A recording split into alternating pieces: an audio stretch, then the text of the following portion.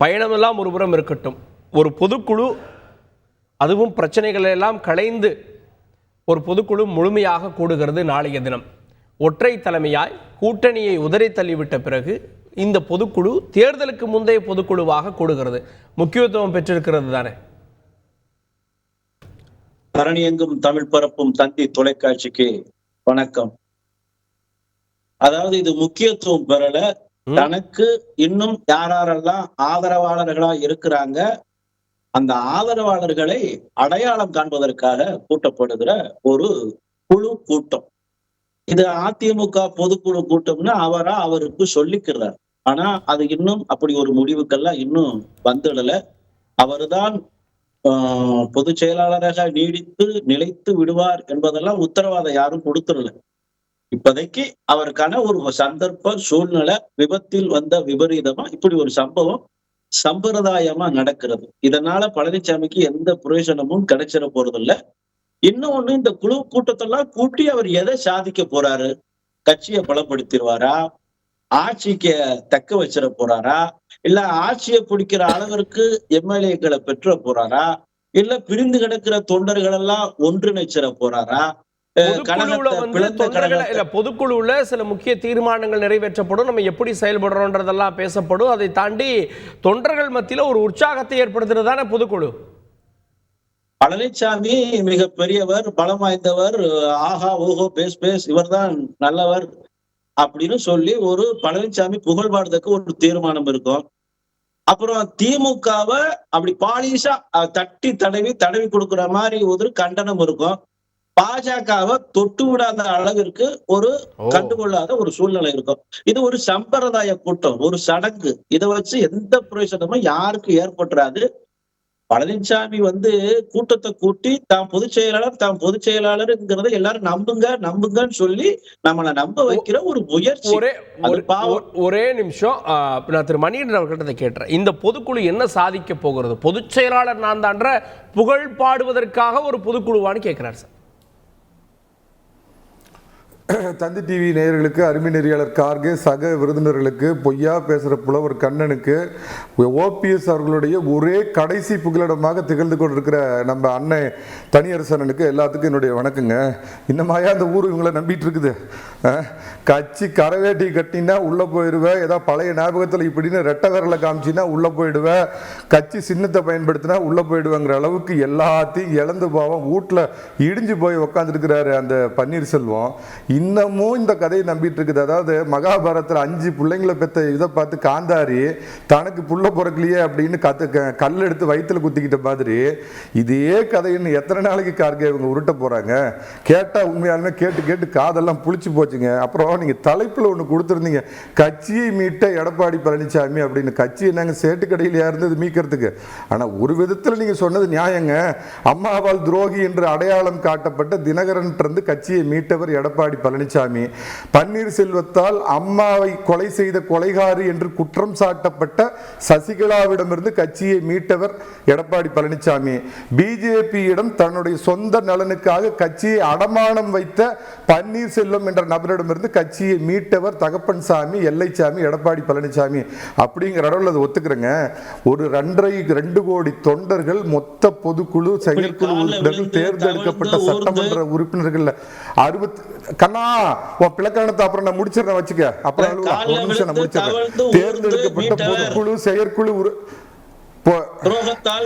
இது 10 நாளுக்கு முன்னாடி, ஒரு மாசத்துக்கு முன்னாடி கோர்ட்ல போய் சசிகலாவை நாங்க நீக்கினது செல்லும், சசிகலா இந்த கட்சியை விட்டு நாங்க நீக்கினது, பொதுச் செயலாளரை விட்டு நீக்கினது செல்லுன்னு சொல்லிட்டு மாநகட்டு போய் நம்ம நேற்று என்ன சொல்லுது, பன்னீர்செல்வம் என்ன எப்ப வேணாலும் சந்திக்கலாம். இது மாநகட்ட பொறுப்பு இல்லையா?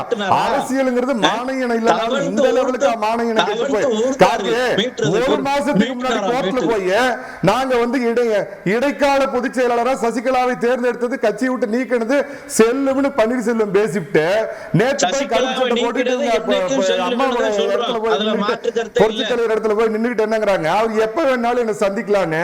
கட்சியிலும் இல்லாத, களத்திலும் இல்லாத, ஆள்பலம் இல்லாத, நிழல் பலம் இல்லாத தமிழக அரசியலே மறக்கடிக்கப்பட்ட பழைய பெருங்காய டப்பா, வாசம் போன டப்பா, ஒண்ணுமில்லாத காலி பானை. இந்த பன்னீர்செல்வத்தை பத்தி என்னங்க மொத்த சட்டமன்ற மணிகண்டன் எதுவுமே இல்ல. ஆனா அவர் வந்து கொடியை பயன்படுத்தக்கூடாது, அவர் வந்து சின்னத்தை பயன்படுத்தக்கூடாது அப்படின்றது பயம்னு பாக்குறாரு. உள்ள போயிருவீங்க. அதான் சொல்றேன், எதையாவது வந்து திம்பு தைரியம் இருந்தா அந்த ஊமிக்கு தலைவர், அவர் பேர் என்னங்க, நம்ம பேச்சு முத்து பன்னீர்செல்வத்தோட புது பேர் என்ன, ஊமிக்கு தானே. அது என்னது, உரிமை மீட்பு குழுவா என்ன? தேனியில அவரு நிலத்துக்கு பக்கத்து நிலம் உள்ள நிலத்தை உரிமை எடுத்துக்கிட்டான, அந்த உரிமை மீட்க போறாரா? அவரு பாவம் தமிழக அரசியல் இருந்து புதிய நால்வரை யாருன்னு பாத்தீங்கன்னா கொலகாரன் பாலியல்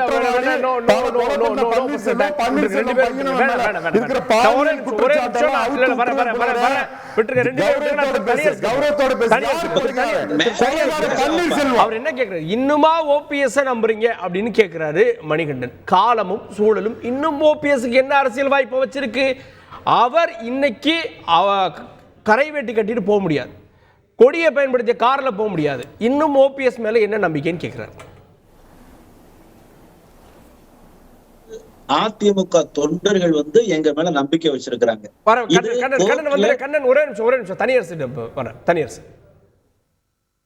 இல்லை இப்போ உங்களுக்கு செயற்குழு பொதுக்குழு பெரும்பான்மை என்கின்ற நிலையில் எடப்பாடி இப்போ ஒரு முன்னிலையில் இருக்கிறாரு. அதை நீதிமன்றம் அங்கீகரித்து ஆதரித்து விட்டதாலேயே எடப்பாடி அண்ணா திராவிட முன்னேற்ற கழகத்தினுடைய அல்லது 2 கோடி தொண்டர்களினுடைய அன்பை பெற்று தமிழ்நாட்டு மக்களினுடைய 7 கோடிக்கு மேற்பட்ட தாய் தமிழ் மக்களினுடைய ஆதரவை பெற்றுவிட்டார் என்ற பொருள் அல்லது. அது வந்து எடப்பாடி எந்த நிலையில் ஆட்சியை தந்தவரிடமிருந்து அவருக்கே துரோகம் இழைத்து விட்டு அவருக்கு எதிர்நிலையை எடுத்து ஆட்சியை ஒப்படைத்த சின்னம்மா அவர்களையவே அலட்சியப்படுத்தி பலகீனப்படுத்தி அவருடைய வீழ்ச்சிக்கு அல்லது எவ்வளவு கடுமையான எதிரிகளோடு சேர்ந்து கொண்டு அவரை அவமானப்படுத்தினார் என்பதை நாட்டு மக்கள் பார்க்குறாங்க, அண்ணா திராவிட முன்னேற்ற கழகத்தினுடைய கட்சியினர் பார்க்குறாங்க. அதே மாதிரி அண்ணன் ஓபிஎஸ்ஐ பொறுத்தவரை நம்ம சேலம் வழக்கறிஞர் மணிகண்டன் ஐயா சொல்கிறாங்க, இந்த மாதிரி ரொம்ப கடுமையாக தாழ்வாக இன்றைக்கி சொல்கிற இதே மணிகண்டன்லாம் என்ன சொன்னாங்க, மருது சகோதரர்களைப் போல கண்ணும் இமையை போல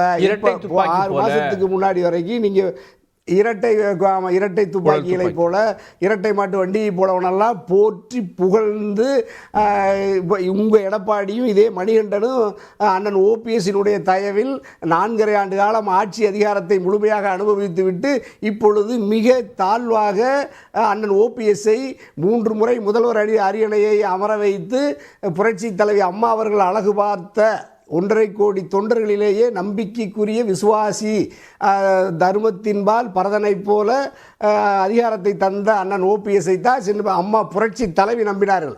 அப்படிப்பட்ட புரட்சி தலைவி அம்மாவினுடைய பேரன்பை பெற்ற அண்ணன் ஓபிஎஸ்ஐவே மணிகண்டனும் எடப்பாடி போன்றவர்களெல்லாம் இவ்வளவு தாழ்வாக சொன்னால் 1.5 கோடி தொண்டர்களும் புரட்சி தலைவி அம்மாவை நேசிப்பவர்கள், புரட்சி தலைவரை நேசிப்பவர்கள், அண்ணா திராவிட முன்னேற்ற கழகத்திற்கு இத்தனை 4 ஆண்டு காலம் வாக்களித்து நேசித்தவர்கள் எல்லாம் எப்படி எடப்பாடி நம்புவாங்க? எப்படி நம்ம மணிகண்டனுடைய வார்த்தையை நம்புவாங்க? ஆகவே எடப்பாடி தோற்கடிக்கப்படுகிறார். முன்னாள் முதலமைச்சர் 3 முறை முதலமைச்சராக இருந்தார், கட்சியினுடைய உச்சபட்ச பதவிகளை எல்லாம் வகித்தவர், அதெல்லாம் மாற்று கருத்து. இன்னைக்கு அவர் என்ன, இன்னும் கட்சியில் அவர் என்னவாக இருப்பார், நாளைக்கு எப்படி இருப்பார்னு கேள்வி எழுப்புறார்ல.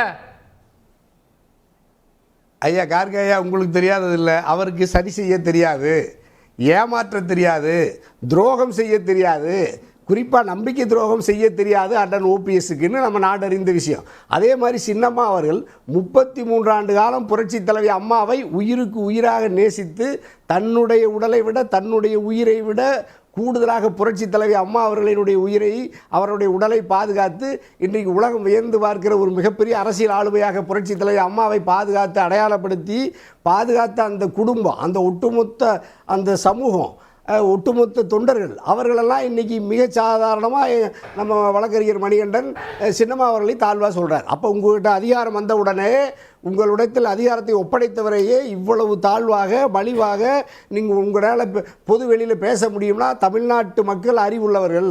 அண்ணா திராவிட முன்னேற்ற கழகத்தினுடைய தொண்டர்கள் புரட்சி தலைவரினுடைய நீதிக்கு, புரட்சி தலைவருடைய அன்புக்கு கட்டுப்பட்டவர்கள். அவர்கள் நீதியை தவிர அதிமுக தொண்டர்களுக்கு துரோகம் செய்ய தெரியாது. அண்ணா திராவிட முன்னேற்ற கழகத்தினுடைய பெரும்பாலான நிர்வாகிகளுக்கு ஏமாற்ற தெரியாது. ஆகவே அவர்கள் எடப்பாடியினுடைய இந்த முயற்சி அல்லது இந்த துரோகத்தை அதிமுகவின் தொண்டர்கள் தான் குடும்பம் எடப்பாடி எதிர்க்கிறார்கள். அதிமுக எடப்பாடி அப்படின்னு எப்பவோ செட்டில் ஆயிருச்சு. ஏன்னா தேர்தல் வழக்குகள் அப்படின்றதுல இன்னும் சசிகலாவும் ஒரு வழக்கு போட்டிருந்தாங்க, ஓபிஎஸ் வழக்கு போட்டிருந்தாங்க, உச்சநீதிமன்றம் வழக்கு. அதன்படி சின்னமும் கட்சியும் அதிமுக இபிஎஸ் செட்டில் ஆயிரலையா? இல்லை கார்கையா, நான் நீதிமன்றமும் பொதுக்குழு செயற்குழு நாளைக்கு நடக்கிறதுலையும் எல்லாருமே எடப்பாடி வானலாக புகழ போகிறாங்க. எங்கள் மணிகண்டனெல்லாம் தகப்பன் சாமி, உலகத்தில் எல்லா சாமியும் எங்கள் எடப்பாடி சாமி தான் சொல்லிட்டாங்க. பரவாயில்ல, நீங்கள் இன்னும் மன்சூரெல்லாம் எடப்பாடிக்கு சாப்பிட்ற அளவுக்கு வளர்மதி அக்கா எல்லாமே போயிட்டாங்க. நான் ஒன்றும் அதை தவறு சொல்லலை, மக்கள் ஏற்கலையா. ஈரோடு கிழக்கு இடைத்தேர்தலில் எப்படி நீங்கள் எடப்பாடி கொங்கு மண்டலத்தில் கோட்டையில் தோற்று போனார், இதே மணிகண்டனும் எங்கள் மணிகண்டன் பொங்கலூர் மணிகண்டன் ஒட்டுமொத்தமாக எல்லோரும் என்ன சொன்னீங்க? எடப்பாடியை தமிழ்நாட்டு மக்கள் எல்லாம் ஆரத்தி எடுத்து வரவேற்கிறார்கள்.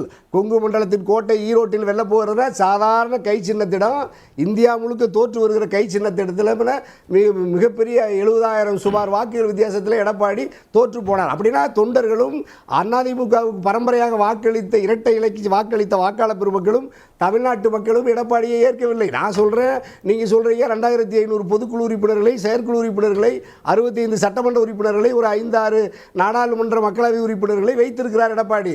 நீதிமன்றம் பெரும்பான்மை அடிப்படையில் அவருக்கு அந்த வாய்ப்பை தருகிறது. ஆகவே சின்னம்மாவுக்கு, டிடிவிக்கு, ஓபிஎஸ்க்கு துரோகம் இழைத்து எடப்பாடி துரோகத்தால், வஞ்சகத்தால், சதியால் அதிமுகவை கைப்பற்றி இருக்கிறார் என்பதை தமிழ்நாட்டு மக்கள் அறிந்து கொண்ட பிறகுதான் தமிழ்நாட்டு மக்கள் எடப்பாடியை அங்கீகரிக்கவில்லை, எதிர்க்கிறார்கள்,